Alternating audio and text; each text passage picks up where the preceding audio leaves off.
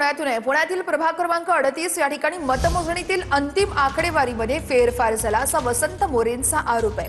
15 तारखेला 79,826 एवढं मतदान झालं, मात्र मतमोजणीच्या वेळेस 1035 मतं कमी केली गेल्याचं वसंत मोरेंनी सांगितलंय। ठाकरेंचे शिवसेनेचे उमेदवार वसंत मोरे यांचा प्रभाग क्रमांक 38 मध्ये 1011 मतांनी पराभव झालेला आहे आणि त्यानंतर त्यांनी हा आरोप केलाय। मतदान दोन ठिकाणी वाढलंय 36 आणि 37 मध्ये आणि माझ्या प्रभागामध्ये कमी झाले 1100 मतं कमी झालीत की त्यांनी सांगताना सांगितलं 79,826 मतदान झालं आणि देताना दिलं 78,719 म्हणजे 1107 मतं माझ्या इथं कमी झालीत। मग असं झालं का की जे मतदान करायला प्रक्रियेला लोक आले होते त्यांना हाकलून दिलं का यांनी का लोक निघून गेली? कारण मतदानाला आतमध्ये गेल्यानंतर ना तुम्ही कड्या लावून घेत होता, म्हणजे मतदान केल्याशिवाय माणूस बाहेर पडत नव्हता।